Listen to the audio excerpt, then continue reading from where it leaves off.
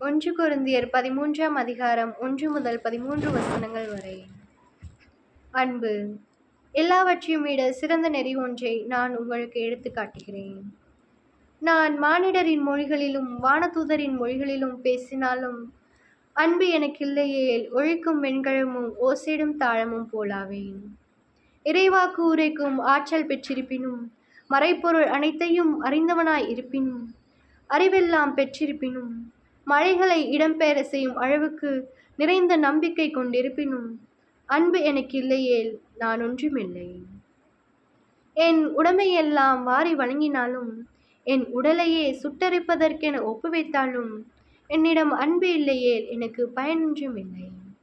அன்பு பொறுமையுள்ளது, நன்மை செய்யும், பொறாமைப்படாது, தற்புகழ்ச்சி கொள்ளாது, இருமாப்பு அடையாது.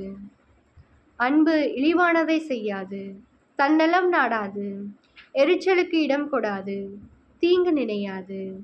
அன்பு தீவினையில் மகிழோராது, மாறாக உண்மையில் அது மகிழும்.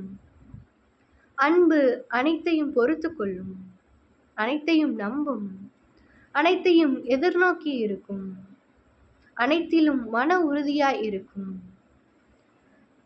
இறைவாக்கு உரைக்கும் கொடை ஒழிந்து போம், பரவச பேச்சு பேசும் கொடையும் ஓய்ந்து போம், அறிவும் அழிந்து போம்.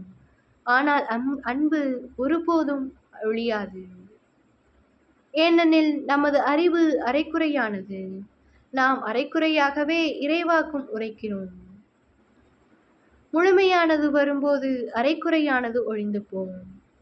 நான் குழந்தையாயிருந்த போது குழந்தையைப் போல பேசினேன், குழந்தைக்குரிய மனநிலையை பெற்றிருந்தேன். பெரியவனான போது குழந்தைக்குரியவற்றை அறவே விட்டுவிட்டேன். ஏனெனில் இப்போது நாம் கண்ணாடியில் காண்பது போல் மங்கலாய் காண்கிறோம், அப்போது நேரில் காண்போம். இப்போது நான் அரைகுறையாய் அறிகிறேன், அப்போது கடவுள் என்னை அறிந்தது போல் முழுமையாய் அறிவேன். ஆக நம்பிக்கை, எதிர்நோக்கு, அன்பு ஆகிய மூன்றும் நிலையானது. இவற்றில் அன்பே தலை சிறந்தது.